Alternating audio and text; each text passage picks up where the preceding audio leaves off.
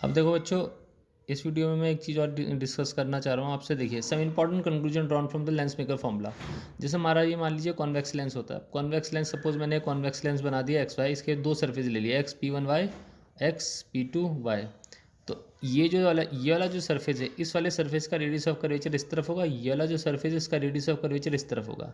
तो मुझे पता है लेंस मेकर फॉर्मूला के अकॉर्डिंग 1/f होता है mu minus one, 1/r1 minus 1/r2। अगर जो इक्वी कॉन्वेक्स लेंस है, इक्वी कॉन्वेक्स लेंस मीन्स दोनों तरफ से रेडियस ऑफ कर्वेचर बराबर है, तो मैं R1 को R2 के बराबर ले रहा हूँ। लेकिन साइन कन्वेंशन के अकॉर्डिंग अगर जो मैं R1 को प्लस R मान रहा हूँ तो R2 को मुझे माइनस R मानना ही होगा, क्योंकि अगर जो दोनों को मैं प्लस R मान लूँगा तो यहाँ पे क्या हो जाएगा, 1/r माइनस 1/r, तब तो कट के कैंसिल हो जाएगा।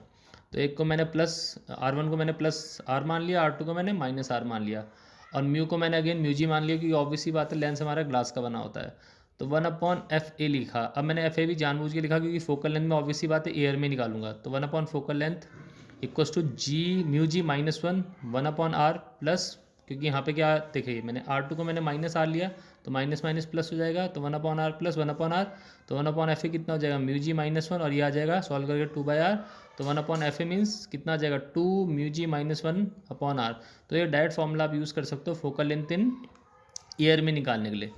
सिमिलरली क्या होता है, हमारा जो कॉनकेव लेंस होता है, बस उसमें अब आपको क्या ध्यान रखना है भाई, फॉर्मूला उसमें भी जनरल फॉर्मूला यही होगा कि फोकल लेंथ इन ईयर कितना हो जाएगा, refractive index of glass minus one, 1/r1 minus 1/r2। अब इस केस में R1 को आप लेंगे माइनस R के बराबर साइन कन्वेंशन के अकॉर्डिंग, क्योंकि इस वाले सरफेस की बात कर लेते हैं हम। तो यहाँ पे R1 हो जाएगा हमारे पास माइनस R, और R2 को हम ले लेंगे प्लस R। तो देखिए हमारे पास कितना आ जाएगा, 1/FA कितना आ जाएगा mu g minus one, 1/-R और माइनस 1/r, क्योंकि मैंने इस बार क्या लिया R2 को प्लस R के बराबर ले रखा है। तो प्लस माइनस प्लस क्या होगा, माइनस ही होगा। अब मैंने इन दोनों टर्म में अगेन नेगेटिव साइन को कॉमन ले लिया, तो ये सॉल्व करके अगेन कितना आ जाएगा, 1/FA कितना आ जाएगा -2 म्यू जी माइनस 1/r। अब यहाँ पे नेगेटिव साइन की वजह से ही जो फोकल लेंथ आएगी इसकी क्या आएगी, नेगेटिव होती है। तो ऑब्वियस सी बात है, आपको पता है प्रैक्टिकली भी इसकी फोकल लेंथ क्या होगी, नेगेटिव होगी। इसी वजह से फॉर्मूले से भी फोकल लेंथ क्या आ रही है, नेगेटिव आ रही है। तो उसमें नेगेटिव साइन से कोई घबराने की ज़रूरत नहीं है।